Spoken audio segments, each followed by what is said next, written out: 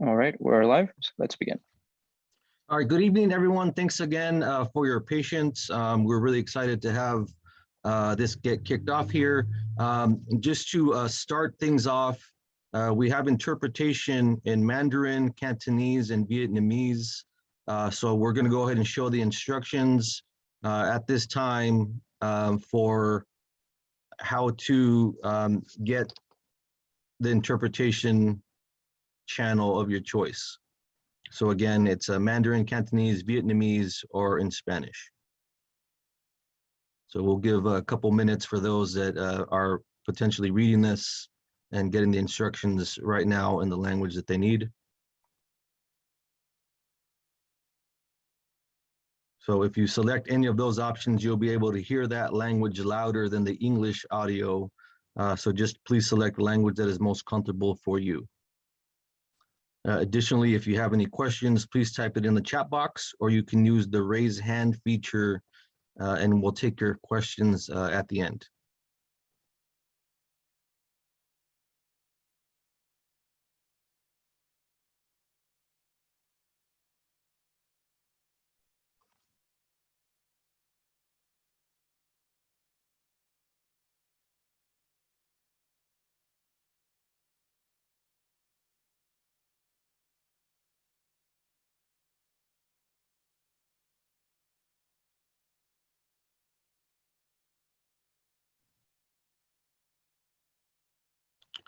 And just to reiterate, for the upcoming workshops as well, the information is available in all these languages. This information is available on the website as well. So throughout the process, we'll have all this information again in Mandarin, Cantonese, Vietnamese, and in Spanish.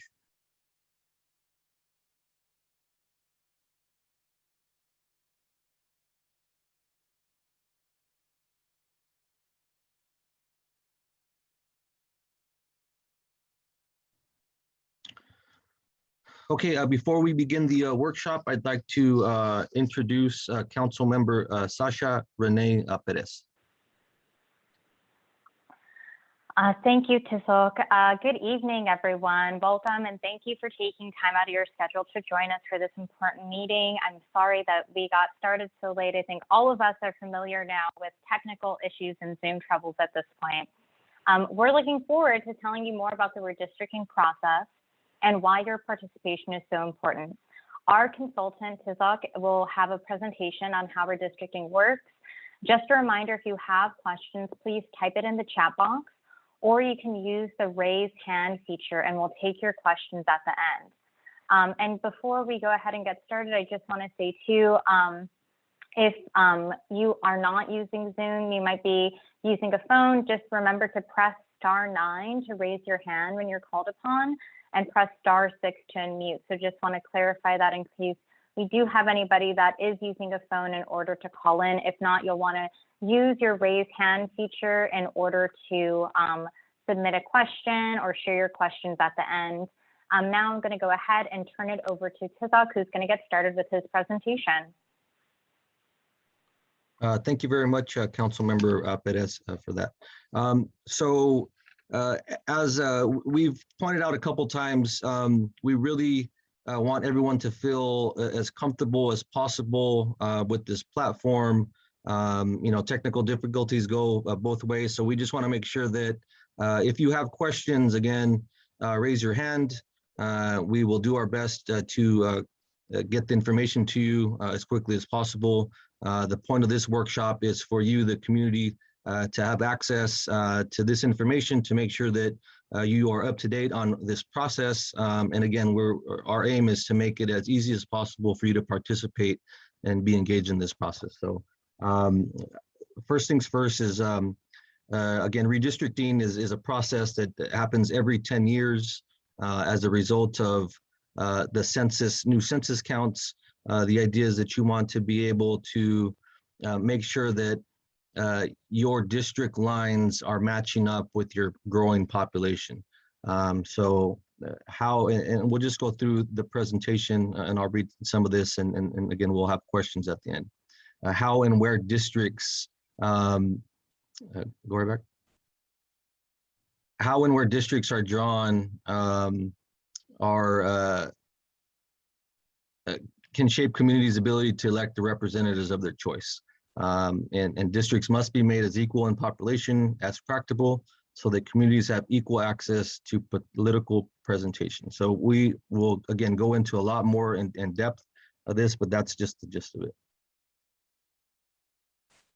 As to this process, again, it's something that takes place every 10 years. Currently, we are now in the public workshops and hearings period. So if you look at this this timeline here, we started in October. We are currently in the public workshops portion. Next month, we'll do pre-draft public hearings. In January, we will actually have a draft map. Once we have a map, we will have some more public hearings with the ultimate goal of adopting a final map in March. So a little bit of the legal criteria for redistricting. So again, back to equal population principle. And again, we'll go into depth a little bit more about these things. These are just the main points. The US Constitution's Equal Protection Clause, the Voting Rights Act of 1965, and there are just some traditional redistricting criteria. So some of those, contiguity. So basically the idea here is that you want your entire district to be able, you should be able to go to your district, the entire district, without leaving your district. So that's currently how your current district map is made out. But again, the idea is you don't want to like have an island of a district, you know, being surrounded by a different district. So contiguity, compactness, as much as possible.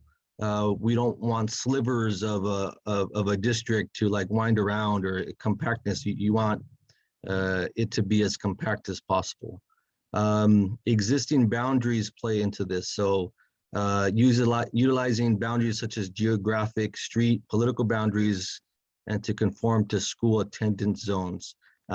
So as much as possible, if there is existing districts that are there, you know, mountain ranges sometimes play into this, you know, lakes, things like that. Not so much of that in Alhambra, but those are things that are taken into account. Communities of interest, districts should preserve neighborhoods and communities of people sharing common interests. So this is a cultural, it could be folks that attend the same churches, folks that attend, you know, the same hospital. It's what are the interests of a particular community, and how do we keep those people together so that they can continue voting in a block that is addressing their concerns. Again, back to what your current district map looks like. As you see here, it is contiguous. It's, you know, pretty compact, but you know, new numbers are here, so we're going to address those as well. So again, part of this process is we are trying to get as much information from the community based on those principles that we just laid out. We want to hear from you what you think your community of interest is, what you think you know, should be in your district. What is your district? How do you see your district, right? So the ways that we are able to receive this information from you so that it can be included when the maps are being drawn, or the map is being drawn, first and foremost is attending a public hearing or workshop. So that's exactly what you're doing now. So we certainly appreciate that. I certainly encourage you to invite others to participate in workshops in the future. Again, this process is much richer the more that a community is given their input. Submitting a public comment form. So basically you're attending. Our hope here is that you're able to understand this process, understand what we're trying to accomplish here as a community, then we hear from you, right? So submitting a public comment form is one of the ways that you can do that. So it's just, you can access that through the City of Alhambra's website. There's a redistricting portion specifically for this, so you can do it there. Another way is if, submitting a comment is the easiest. You are just saying what you think, should be considered, right? The next step then would be to actually submit your own council district map for consideration. So if you want to take it to that next step, you're actually going to submit your own map that you draw yourself, saying this is how I would like to see the districts drawn in the city of Alhambra. To take that further, there is actually an online mapping tool within that same website that will allow you to draw a map digitally,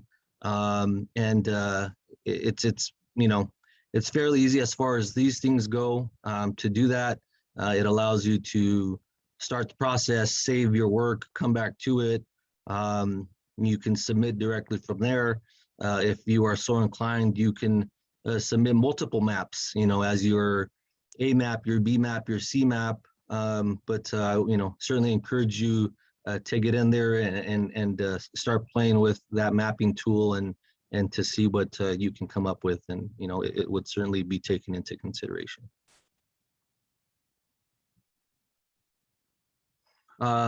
Again, in terms of what we're actually seeking from the community, no one knows this information more than yourselves, the residents of the city of Alhambra. So what streets, boundaries, or points of interest define your community? What do you consider? You have cross streets? Do you have, a specific, area that it's called something? Whatever that is, we'd like to hear what your thoughts are. Does your community have major geographical boundaries? Again, we've gone through that. That could potentially be a freeway. That could be major streets, parks, things like that. Is your community similar to other neighboring communities? Again, you're trying to put similarities in the same communities so that those issues for that community are being addressed, and you're able to vote in a block that is consistent with the needs of your community.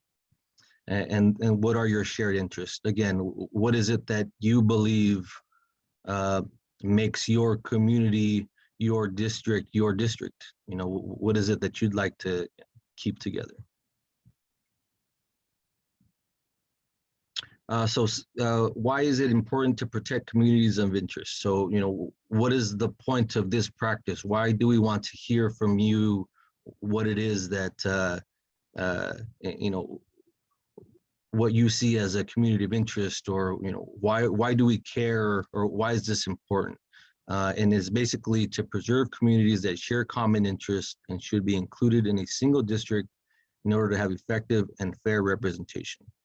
Again, so that's housing patterns, common culture, language, public services, points of interest. So again, if everyone in your community goes to a specific church and everyone wants to, stay in the same district because you have common interest. If there's a specific community that speaks a specific language and you don't want your community to get split up because you want whatever interests that are necessary for that community to be able to be addressed, to split you up would be diluting your vote.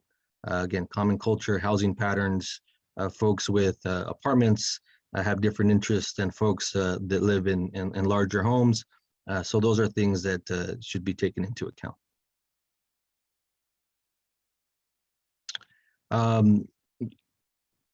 Again, to be able to participate, this is the first of 5 workshops. We will be joined by the council member for each district. So this is the first one. You have one November 9th, 10th, the 16th, and the 18th. So again, we certainly encourage yourselves to continue to come back, let others know that this process is happening, to make sure that we are addressing the questions that you have. And again, this is just the start of this process.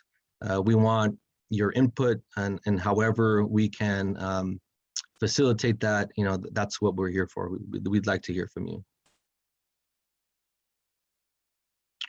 So while we have the workshops, and we certainly want folks to be able to join us at these workshops so that we can in real time be able to go through this stuff and answer the questions that you may have.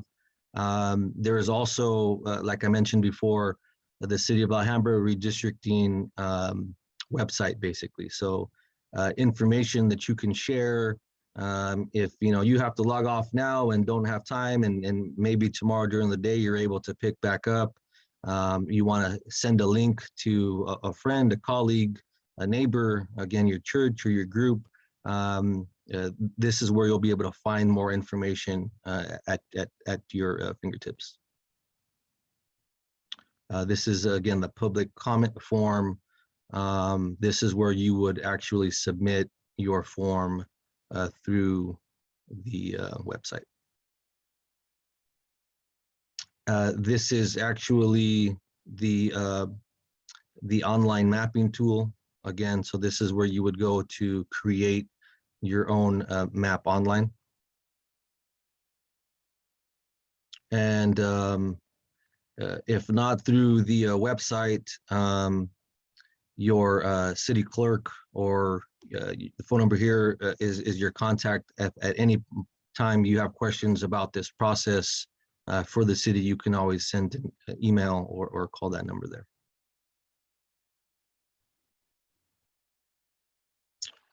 So with that, that is the end of the short presentation there. We'll go ahead and take questions. And again, I just ask that you have some patience for any interpretation that might need to take place. But if any questions, now's the time.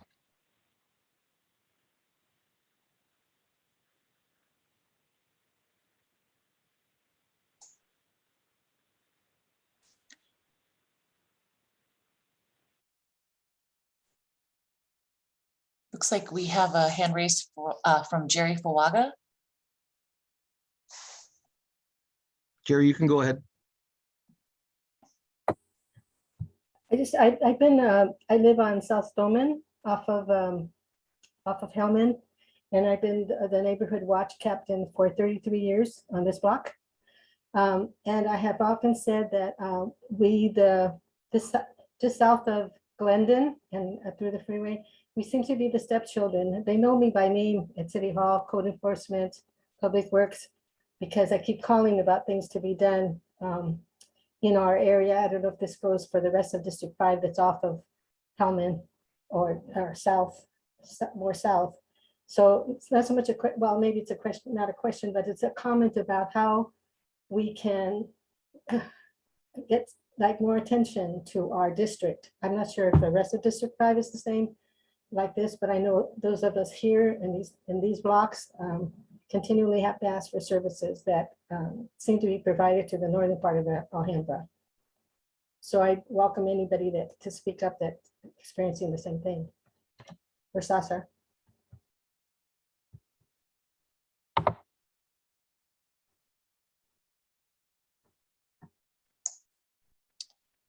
Next, it looks like we have DP.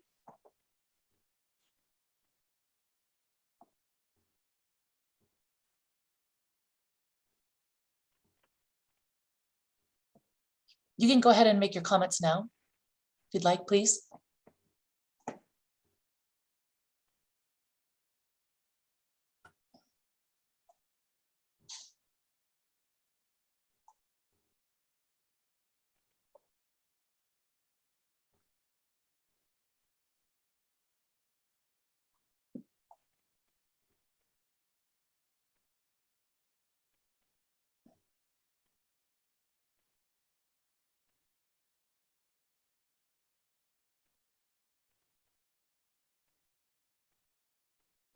How about Rigo? Rigo, go Hi ahead. there. Hi, thanks. My name is Rigo. I live west of Fremont and south of the 10. Everyone I know, including myself, we go to Granada Park. We go shop at Michoacana, go to that ramen spot, Nakazo, the donut shop, 7-Eleven, all because they're really close and kind of the only places that are available to us in the far south of Alhambra. So I think that we need a representative who's located in this region in order to represent what we need. So I think we need to be in District 4. Thank you.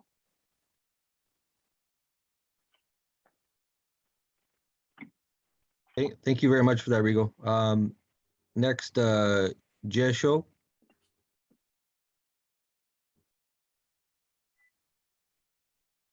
Hello? Hi. Yeah. Go ahead. Okay, go for it.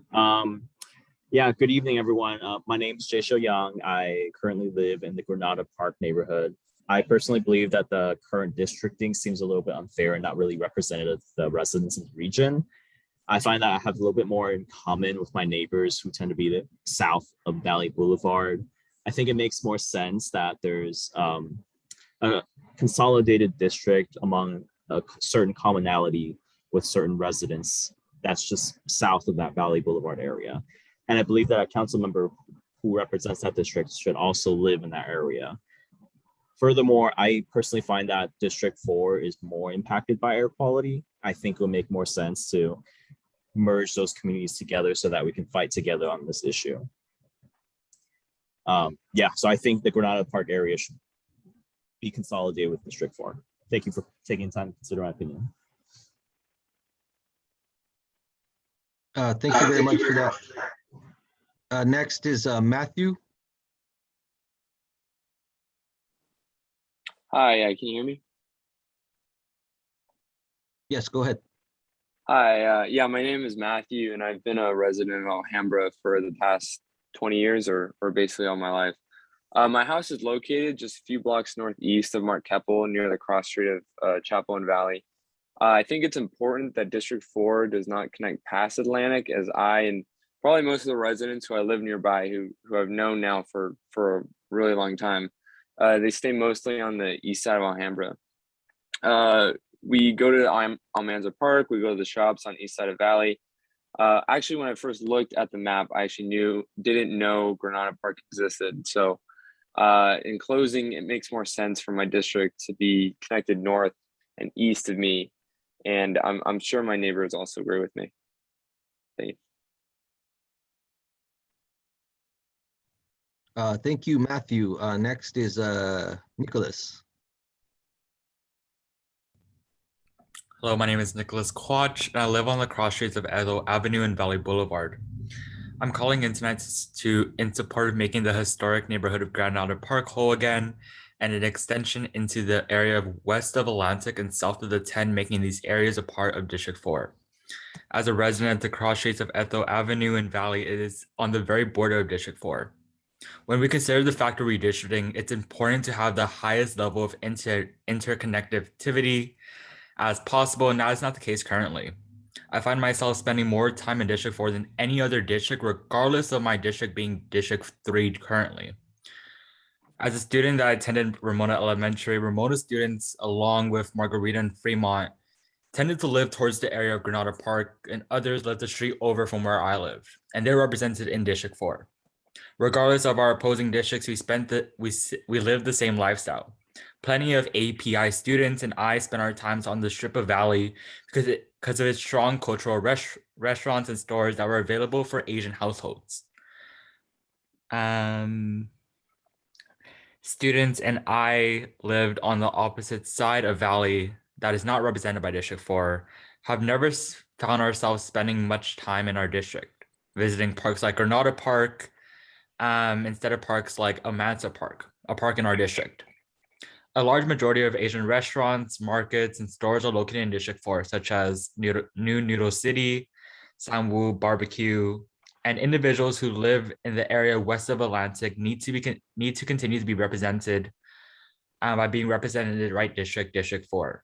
We need to ensure that future students, whether they're students of Ramona, Margarita, or Fremont, in the next 10 years who live with relatively similar lifestyles, shop at the same places, and spend a large amount of time in the same district should be represented by District 4. Thank you.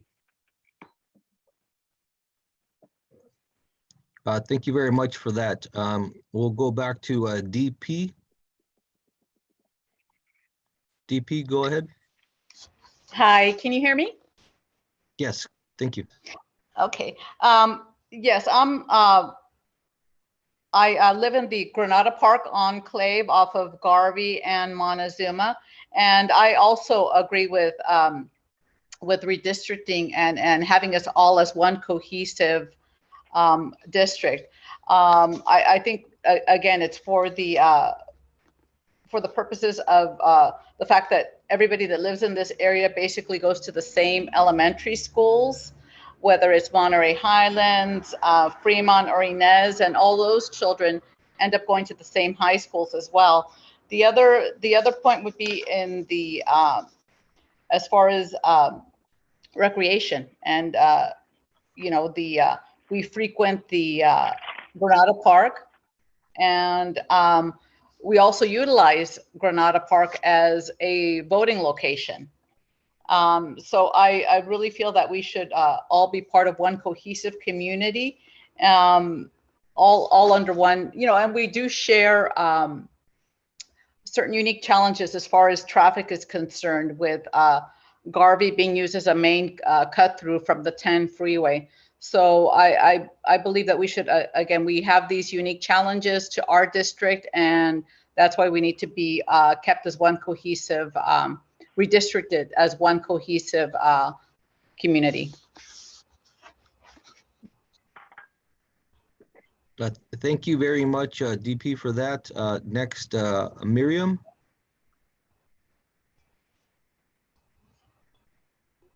Hi, I have two questions. The first one is there any way we could look at the history of previously, how it was previously districted, how it was separated?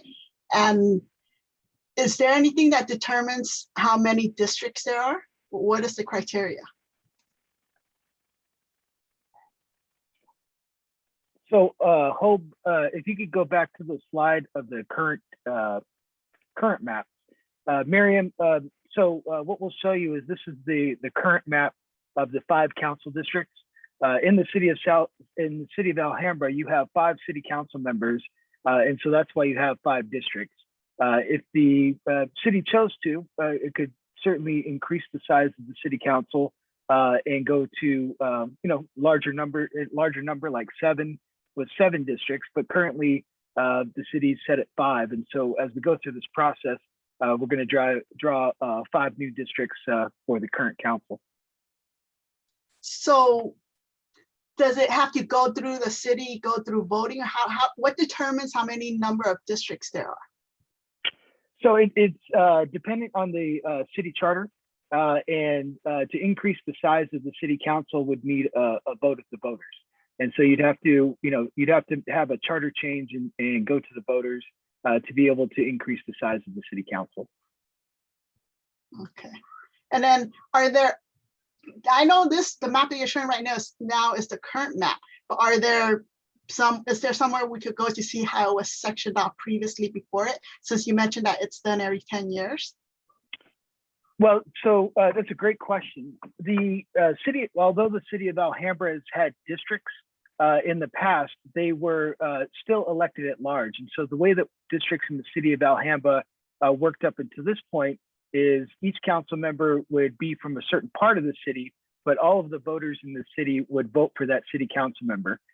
This round, there's a change that the city adopted. And so that we're actually going to district elections. And so while the city has had districts, this is the first time where you actually have district elections, and each council member will run in a certain geography in the city instead of being elected at large by all the voters. I'd be happy to work with the city clerk's office and see if we can find any of the historical maps that were used in the past, because this by district at large system has been in place for quite a while. And if we can find some of those historical maps, we'll be sure to put them up on the website. Thank you. You're welcome. Thank you very much for that, Miriam. Next, Aristotle. Hi, can you hear me? Yes, go ahead. Oh, okay, awesome. My name is Aristotle. I live in District 5, actually, closer to the Emery Park area. I just wanted to chime in because I remember the first time I looked at the map, it didn't quite make sense to me that below Valley is kind of in the same area, just because it's such a long distance to go. And I kind of want to stand with, I have a lot of friends in that area that I think would be better served if it were incorporated into District 4. Thank you. Thank you very much for that. Next, Emma. Hi, can you hear me? We sure can. Go ahead. Thank you. Okay, perfect. Hi, my name is Emma Ray, and I live in the Granada Park area. The historic neighborhood of Granada Park needs to be made whole again through redistricting. We are currently split from Granada Park, and so we need to be made whole again. We live west of Atlantic and south of the 10, and we frequently use Granada Park. And we also shop at the shops around the area, which would be like the 7-Eleven, the Michoacana, and the ramen spot. These are the only amenities available to families in the far south, and our residents need to have a representative who is located in this region in order to best represent our needs.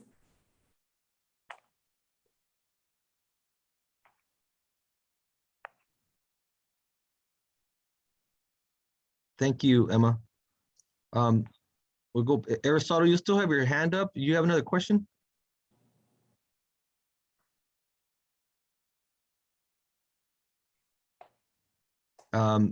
Gary, would you have another question?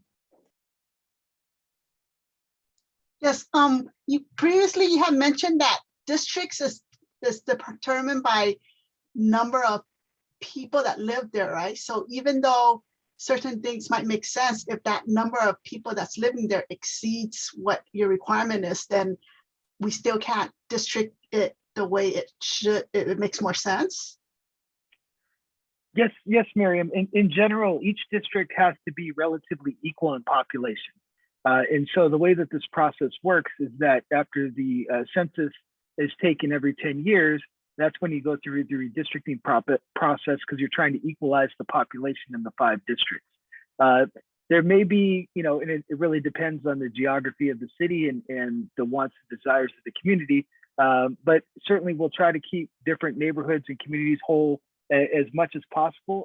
And there is always a possibility that a particular neighborhood might get split because of trying to keep population equal.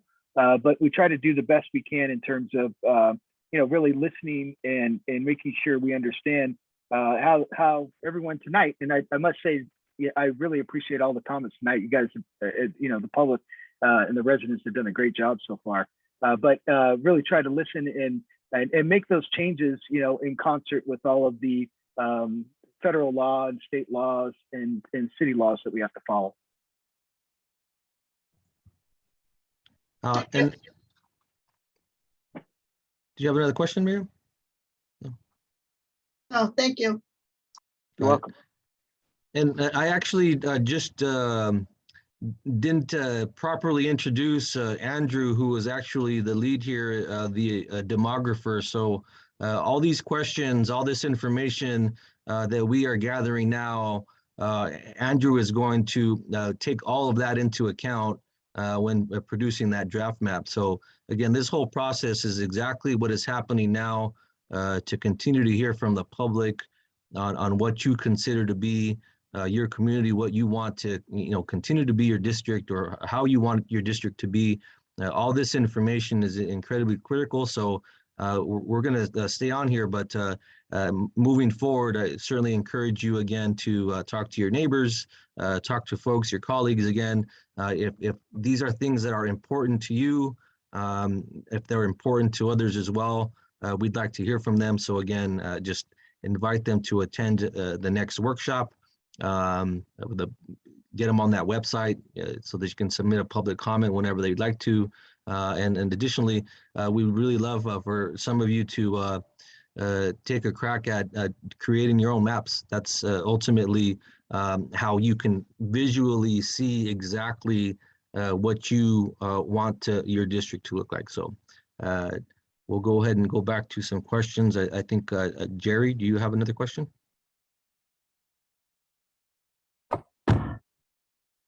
Yes, I'm Jerry Fuaga again.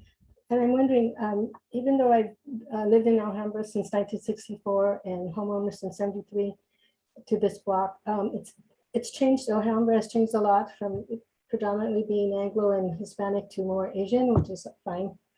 But it's difficult, like on my block, to relate, not to relate, to speak to them because they don't speak English. But I'm wondering, Tizok, on the slide that you had about examples of shared interests, I wonder if there could be like a survey, because I'm not familiar with like the rest of the blocks that are on this side of Hellman, south of Hellman or north of Hellman. So if we're to give our input, I'm wondering if there's a way that we could find out, I don't know about the housing patterns or the common culture, the language of this area. So I feel like I'm not really informed to give input about this. Is there a way to have some kind of a survey maybe to us that would show like all of these shared interests so we would know? Because I don't really have all that information. What do you suggest? You know, that's a great question, Jerry.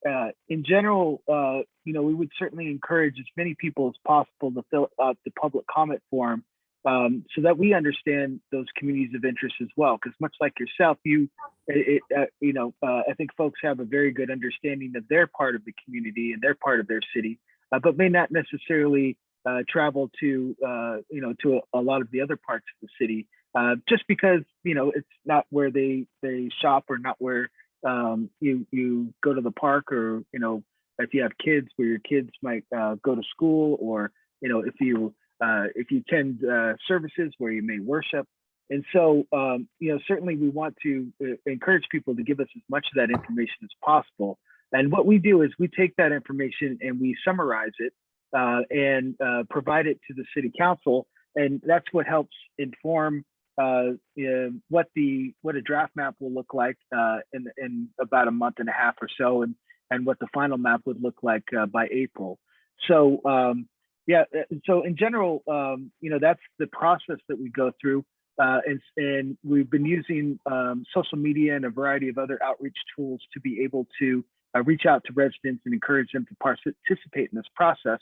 And certainly we'll be happy to take your suggestion back to the city and see if there's something else that we can do to enhance the outreach process that we're already doing. Can I also add, I'm going to be having a neighborhood watch captain block meeting on November 18th, which is the first one in a very long time.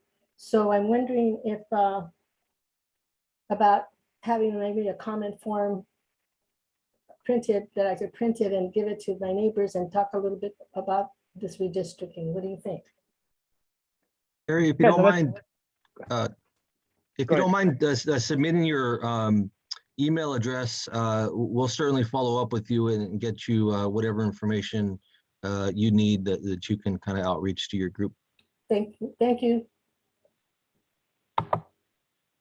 And just to piggyback a little bit on what Andrew was saying, this is in essence, this is a survey, right? We're trying to find out exactly what it is that you think your district is about, what your community is made of, what makes your community, so that we can gather all that information. And as Andrew said, once we have a draft map, all these things will be taken into account when that is created. So in a sense, that's a little bit of, showing what communities are out there. We have Victor. You have a question? Excuse me, before we get to Victor, Councilmember Perez.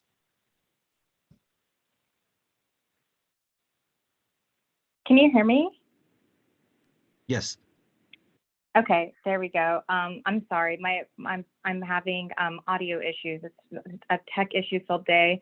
I think Jerry brings up a really good point, Andrew, and I was wondering, is it possible, do we have some of these materials translated into Chinese? Because I know Jerry is, her neighborhood watch captain, and, she will go out and engage with some of her neighbors. And I know for those that don't speak English, it'd be a great opportunity to be able to, give them an actual, a physical flyer. So is there any sort of materials that you've translated? I know obviously there were the virtual flyers, but is there maybe anything else that kind of better explains redistricting in this process? Yeah, so in general, we do have a fact sheet, and we have a public comment form. If you give me a second, because I know it's on the website, everything's translatable, and there's a language button on the website which allows us to translate everything that's there. I'm trying to see. I feel like we did translate these documents. Yeah, so we do have a fact sheet, the public comment form in English, Cantonese, Mandarin, Vietnamese, and Spanish. And certainly we can provide all of that to the public. We do not have those forms on the website currently because of that translate button, but we'll certainly work with the city clerk to make sure all those forms are uploaded to the website so that the public doesn't have to take several steps to reach out to us to get that information. They can just download it themselves. Okay. Yeah, that sounds great. I would love to be able to get that over, to Jerry, especially since she's going to be having this meeting coming up, and since she'll be able to engage with some of her neighbors then. No, that would be great. And I think I want to say, yeah, we actually have we're actually doing another workshop like that same evening, Jerry. And so if you have folks after your meeting that want to join us, we'd be happy to have them as well.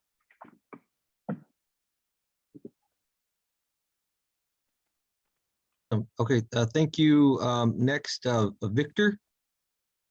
Hi, good evening. I think going along that same statement, one of the things that I would want to know too is knowing the process goes to the council to be able to think about the comments. I'm just wondering if the public council, the public comment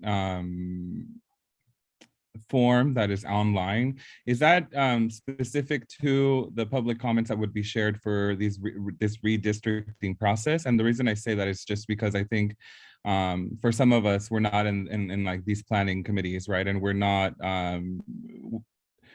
we don't have that lived experience of knowing what are some of the questions that the council might be looking at. So like having a guide to be able to think about how to best address some of the things that the council would be looking at when looking at formatting this map in the first stages would be helpful. And so I'm just wondering if that does exist, or if there's like some guidance document that someone that would want to submit a comment could be able to use in order to send that out, or maybe speak at one of these meetings. Sure. No, that's a great question, Victor. I think there are, once again, on the website, you do have all the fact sheet information, which lays out a lot of what we talked about in this presentation tonight. There's also a paragraph description at the top of the public comment form, which really explains what communities of interest are and what the city council is looking for throughout this process. And so we certainly encourage you to read that and think about it and to fill out that form. The more of the public that provides us comments throughout this process really allows us to draw the best map possible, and really informs the city council in terms of the types of things that the community would like to see in a map. As we've talked about before, there are certain legal criteria and legal issues that we have to ensure of, equalizing population being the most important of those. But beyond that, once we get past all those legal issues, then we're really looking at communities and neighborhoods, issues like Granada Park, like we've heard tonight, and really trying to address those issues as much as possible within that legal framework. And so once again, you have the fact sheet information on there. really that full paragraph at the top of the public comment form, which really explains what communities of interest and the types of comment that the city council is looking for. And then what we'll do is as we get through the 5 workshops that we're having, with the last one being on the 18th, when we get through these 5 workshops, we'll summarize that information for the council and provide that to them in a report, along with a technical report and a draft map for their consideration based on the comments. Would you be able to, I'm not sure if the workshops will be similar in content, but would you be able to share that at the next workshop? Like show what the public comment form does look like? Just because I'm wondering, like, is there an opportunity to bridge that further for folks that, right, like maybe that comment, that paragraph might be a little bit unhelpful. You know what I mean? Sure. I think we have something in the slide with respect to that. Hope if you can pull that up on the public comment form. I'm not sure if we had the, so we don't have the actual form. So I think that's a great suggestion, Victor, that when we do this workshop again here in a few days, we'll change out the slide and we'll actually show the comment form so that people can see what it looks like. And as you can see, this is the paragraph that I was talking about. It's the paragraph on the screen here that you'll get when you go to the website.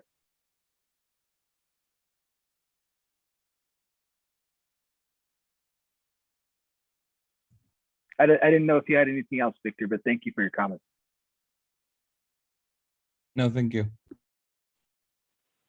And Andrew, just to be clear again, we are going to have that draft map and then kind of that review of like the comment and what the collection of comment has looked like. That's going to be happening in December or January. I'm sorry, just missed that. No, that's a fantastic question. And so once again, we're going through all of these hearings between, the 5 public workshops are between now and November 18th. We'll be back in front of the council to do a public hearing on December 13th at 6 p.m. And at that point, we will go over the summary of public comment and get direction from the council, what they'd like to see in a draft map. And then the draft map would be published on the city's website no later than January 17th of 2022. And we would be back in front of the city council on the 24th of January, for the council's approval on that map so that we can circulate it and get more feedback from the public before we wrap this process up in the middle of March.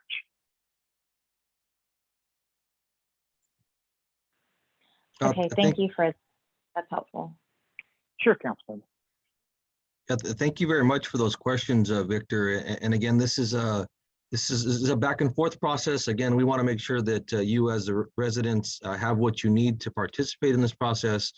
So all those questions are right on. Any information that you need, any explanations that you need. This is, again, this process happens every 10 years. This isn't something that, folks are dealing with on a constant, folks are busy on a day-to-day to begin with. This is something that's pretty layered. This is something that has terminology that, isn't part of the, normal lexicon here. So, this is, again, we have the timeline up because this is the first workshop. There will be 5. This will be an ongoing process. It's a process of collaboration, of just engagement. So exactly what has been happening tonight is what we're hoping to happen. The more of it, the more richer the process, as Andrew mentioned. So we just encourage you to continue to check out these workshops, get on the website, submit any questions at any time. If you have a question tonight, if you have a question in the morning, please submit those questions, email city clerk or through that public comment form. We are in November, as Andrew mentioned, the 5 public workshops. We'll do another hearing in December. So this process is ongoing. I don't feel like if you don't understand something or don't know, what you want to comment on right now, that, this is going away. This is what we're here for. We're here to answer your questions. So again, anything that we can do to make this process easier for you, smoother, we're just trying to get as much information from you, the residents, as possible. So. If I could jump in too real quick to add just a comment. This is Lauren, the city clerk, by the way. Just to kind of build on the question that Jerry had earlier. Andrew put together a really great demographic profile that was part of the city council presentation on the 25th of October. I know you had mentioned you were curious about some of your neighboring communities, and there's a lot of statistical data and really detailed information about the community that came out of the census and the American Community Survey. So I'd be happy to email that to you as a resource. And in addition to that, back in August, there was a kickoff meeting at the council meeting. And Andrew went over in pretty good detail a summary of the whole redistricting process. And that presentation is currently on the website, and it's been translated into Chinese, Spanish, and Vietnamese. So that's another resource for, I believe Victor was kind of looking for some more background information on the whole process and kind of what they're looking for. So I just wanted to mention that those resources are also there and translated in case it's helpful to anyone. Thank you.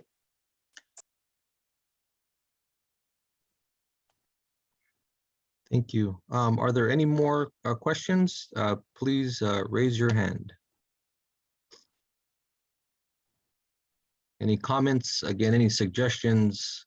The suggestions on where to reach more people is helpful to us.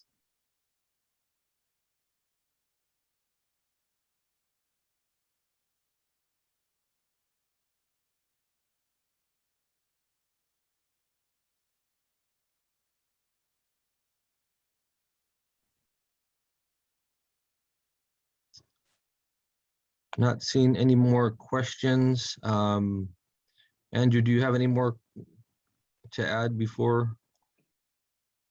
No, once again, I just want to thank everyone for participating in the process. I think Tasok and I have been doing this in various jurisdictions, and this is probably the best turnout we've had for the first meeting that we've done. This is a better turnout than the first meeting I had for the Los Angeles Unified School District. So I really appreciate the public's participation this evening, and hope that you stay involved in this process throughout. As we talked about before, all of this information is on the city's website and along with other information and documents that you can access. And so we encourage you to go to the city's website and go to the redistricting page to get that information. And as Tasok said earlier, take a crack and check out the online mapping tool and draw your own map. While we try to do the best job we can as experts, we don't know everything, and we're always happy to learn from the public about something new and new ways of thinking about the city of Alhambra. So we really encourage you to do that as well and submit those maps, because once again, that'll be all part of that summary that we provide to the council, so that they don't have just our expertise, but they know exactly what their communities are thinking throughout this process. And so I just wanted to thank everybody for attending this evening, and please reach out to the city clerk. You have her email there on the page if you have any other questions, and I'm sure she'll be happy to forward them to me if the city can't answer them. So thank you to Soak, and I think we'd want to turn it back over to the council member for some final comments. Yeah, just one more reminder, the next public workshop is November 9th at 6 p.m. Watch out for that information. Again, thank you very much for participating. Again, we encourage you to come back, and we certainly encourage you to invite others to come back as well. So, Councilmember Perez. Thank you, Tizok. And, I just want to remind folks as well, as, both Andrew and Tizok mentioned, there are a number of ways to participate, whether it's submitting a draft map, submitting public comment. I know some folks might have not been, prepared, or maybe are learning, so they can figure out how to offer public comments. So please feel free to reach out to me if you have any other questions about this process. I'm happy to answer questions, and just really grateful that so many people participated tonight. That concludes our presentation for the evening. We have several more redistricting workshops planned this month, as Tizok mentioned, so please encourage your friends and family to attend them. The dates and times and links are listed on our website. You can go to cityofalhambra.org, go ahead and click there. You can also submit comments there. You can drop your own draft map.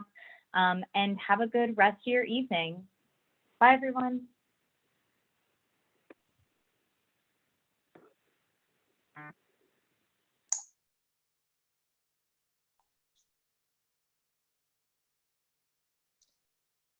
Thank you, everybody.